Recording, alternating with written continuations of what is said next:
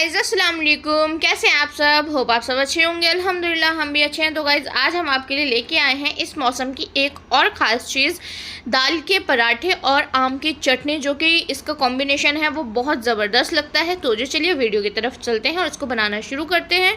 तो गुलाबो जी ने पानी को गर्म करके 3-4 घंटे के लिए उसमें चने की दाल को भिगो के रख दिया था, ताकि वो उसका जो ऊपर का कवर होता है वो थोड़ा सा सॉफ्ट हो जाए। उसके बाद 3-4 घंटे के बाद गुलाबो जी ने कुकर में पानी गर्म होने के लिए रखा है और दाल वो दिखा रही थी कि जो उसका जो कवर है वो सॉफ्ट हो चुका है। और उसके बाद उन्होंने दाल को छान लिया था और जब पानी गर्म हो गया तो उसमें उन्होंने दाल डाल दी थी और एक हल्का सा उबाल आने का उन्होंने कहा था इंतज़ार करना है तो कर लो, वरना डायरेक्ट ढक के इसे 10 से 15 मिनट के लिए छोड़ दो। और 10 से 15 मिनट बाद जब आप देखोगे तो ऐसा कुछ उबाल आ चुका होगा और दाल आपकी गल चुकी होगी। तो उन्होंने, और ये ना फरेरी दाल रहती है। तो इसके बाद इन गुलाबो जी ने एक रोटी का दस्तरखान था, उसे फैला के उसके ऊपर सारी दाल को स्प्रेड कर दिया है ताकि जो इसका पानी है वो सूख जाए, क्योंकि हमें इसे पीसना है और इसका पाउडर सा बनता है, आप जानते हैं। तो उस तरीके से इसका अच्छी तरीके से ये पिस जाए।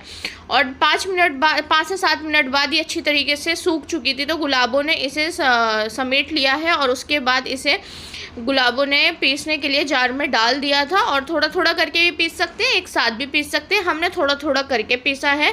तो देखिए गुलाबो जी ने इसे अच्छी तरीके से पीस लिया है और ये फ़ौरन पिस गई थी, ज़्यादा टाइम इसमें नहीं लगता है।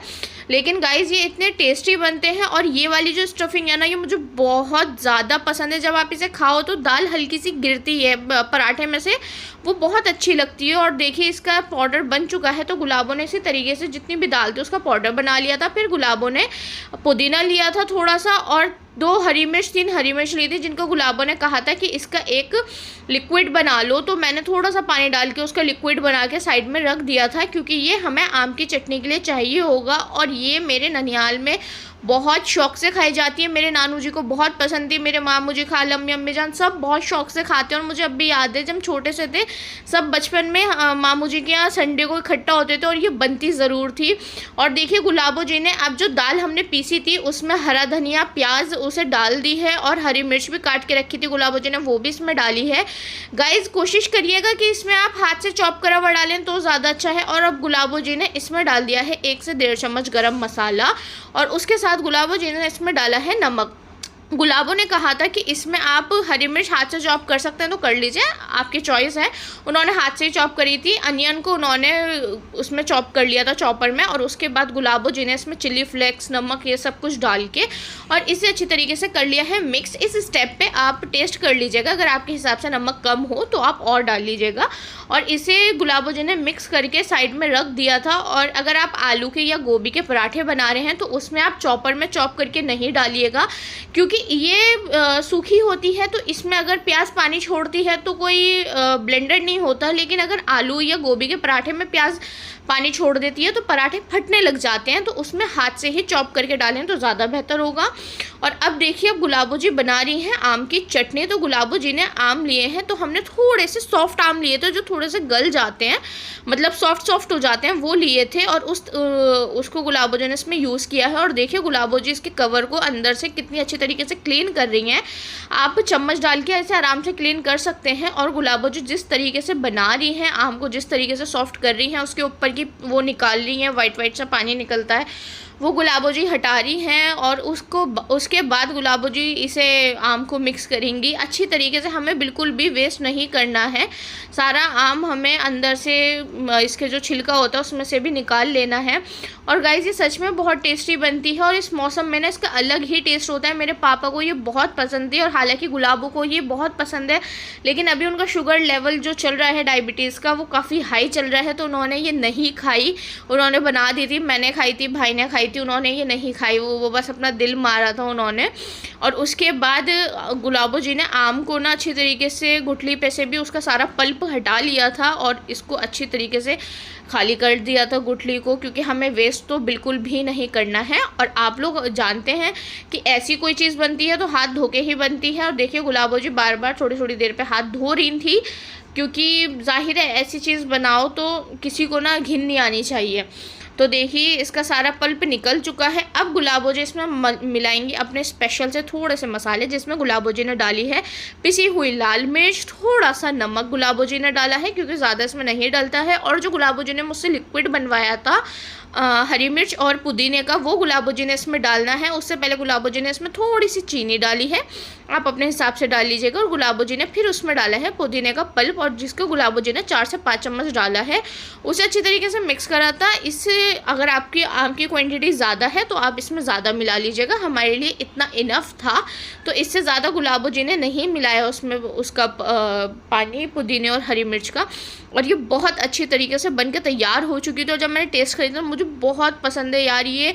और जो आज पराठे बन रहे हैं ना, वो तो सच में बहुत ज़्यादा फेवरेट हैं मेरे, सच में बहुत टेस्टी लगती है। और चाय के साथ तो हाँ मज़ा आ जाता है, लेकिन मौसम है उसका आम के साथ खाने का, तो भाई 4 चांद लग चुके थे।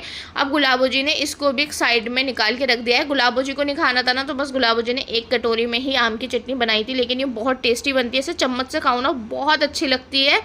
अब दूसरी तरफ गुलाबो जी तैयारी कर रही हैं पराठे की। तो गुलाबो जी ने पेड़े बना के रख लिए हैं, उसको गुलाबो जी स्टफिंग को पेड़ों के अंदर भर रही हैं। और इसको रेडी करके गुलाबो जी ने इतनी यार फास्ट रेडी कर लेती है ना मेरी गुलाबो, बहुत अच्छी, मतलब बहुत ज़्यादा ट्रेंड है, बहुत अच्छी कुकिंग करती है। और इस वाले स्टेप में मैं भी थोड़ा सा डगमगा जाती हूँ, लेकिन माशाल्लाह माशाल्लाह गुलाबो बहुत अच्छे से मुझे हर बार बताती हैं कि तुम कभी फेल ना हो कुकिंग में, इसलिए बेटे इस तरीके से किया करो। और वाकई मैं गुलाबो जी का हर एक स्टेप फॉलो करती हूँ, और माशाल्लाह जो भी बनाती हूँ सब कुछ बहुत अच्छा बनता है। और गुलाबो जी ने इस तरीके से सारे पेड़ों में स्टफिंग भर ली थी। उसके बाद गुलाबो जी ने तैयारी करी है पराठे बनाने की। तो तवा मैंने धो के गुलाबो जी को दे दिया था, तो गुलाबो जी ने वो गर्म होने के लिए रख दिया था। उसके बाद तैयारी शुरू किया है हमने पराठे बनाना। तो गाइज़ आपको पता है हमारे यहाँ बहुत पतले पराठे खाए जाते हैं, हमारे यहाँ डबल रोटी के या बड़े पेड़े के पराठे नहीं खाए जाते हैं। भाई पापा या मैं, हमें आदत बहुत हल्के पराठे की है, बहुत पतले पराठे की। तो गुलाबो जी ने उस हिसाब से बहुत अच्छे और मज़ेदार पराठे बनाए थे। हालांकि ये आदत हमें गुलाबो जी ने ही डाली है, क्योंकि वो बनाती ही इतने पतले पतले पराठे हैं ना। पता है मैं जब स्कूल लेके जाती थी ना, तब भी मेरी फ्रेंड्स कहती थी यार तेरी मम्मी कितने पतले पराठे बनाती हैं। मतलब वो लोग देख के ना शौक होते थे कि इतने पतले पराठे स्टफिंग वाले। लेकिन माशाल्लाह मेरी गुलाबो है ही इतनी ट्रेंड की वो सब कुछ बना लेती है, और माशाल्लाह बहुत अच्छे तरीके से बनाती है। और देखिए जो ऑयल गिर जाता है उसको भी गुलाबो जी ने साफ़ कर लिया है टिश्यू से। ध्यान से कुकिंग करिएगा। गुलाबो जी ने मुझसे कहा था कि देखो हमसे भी गलती हो जाती है, लेकिन हम उस गलती को फ़ौरन सही कर देते हैं। तो ज़िंदगी में हमेशा याद रखो गलती सबसे होती है, लेकिन उस पर माफ़ी मांगना या उसे करेक्ट करना भी फ़ौरन ज़रूरी है। तो जल्दी से कर लिया करो। और उसके बाद गुलाबो जी ने पराठे को अच्छी तरीके से सेक दिया था, और सच में जो खुशबू आनी स्टार्ट हुई थी ना, भाई ने तो कह दिया था मम्मी मुझे तो अभी दे दीजिए खाने के लिए। माशाल्लाह उन्हें बहुत पसंद है मम्मी के हाथ का खाना। और दाल के पराठे तो भाई के फेवरेट हैं, बहुत मतलब हद से ज़्यादा फेवरेट हैं भाई के। वो उन्हें ना मम्मी के हाथ के स्टफिंग वाले सारे पराठे बहुत अच्छे लगते हैं। इसी तरीके से मेरी गुलाबो ने सारे पराठे बना लिए थे। और माशाल्लाह माशाल्लाह वो ना मुझे बताती रहती हैं कि देखो कभी कुकिंग करने में ना कोई गलती हो जाए तो उसे एक्सेप्ट कर लेना चाहिए और उससे सीखना चाहिए। लेकिन मेरी गुलाबो में एक बहुत अच्छी खासियत है कि जब मैं कुकिंग करती हूँ ना, तो वो फ़ौरन अगर कोई गलती हो जाती है तो फ़ौरन नहीं बताती हैं, वो पहले मुझे अप्रिशिएट करती हैं। उसके बाद मैं जब नेक्स्ट टाइम वही चीज़ बना रही होती हूँ तो वो मुझसे कहती हैं कि बेटे देखो ये गलती हो गई थी, नेक्स्ट टाइम इसका ध्यान रखना। तो मेरी गुलाबो की बहुत अच्छी आदत है कि मेरी गुलाबो दिल रखना जानती हैं, वो बहुत अच्छी हैं इस मामले में। इसलिए ना मुझे उनकी तरह बनना है, उनकी तरह हर चीज़ में मुझे एक्सपर्ट होना है। अल्लाह मुझे उनकी तरह बनाए, और मैं उनकी बेटी हूँ तो मुझे तो सच में उनकी हर एक चीज़ ना मुझे उनकी बहुत अच्छी लगती है। वो मदर से हट के बहुत अच्छी फ्रेंड है मेरी, हर चीज़ के लिए मुझे बताती हैं कि कैसे क्या करना है। और सच में बहुत बेस्ट मदर है। मेरी फ्रेंड है सौम्या, वो मुझसे ज़्यादा मेरी मम्मी के क्लोज़ है, क्योंकि जब वो आती है तो वो मुझसे कम मेरी मम्मी से ज़्यादा बातें करती है। कहती है यार तू बहुत लकी है कि तुझे ऐसी मम्मी मिली हैं। और सच में मैं बहुत लकी हूँ कि मेरी गुलाबो मुझे मिली है। मेरी गुलाबो बहुत अच्छी मम्मी है और बहुत अच्छी फ्रेंड है।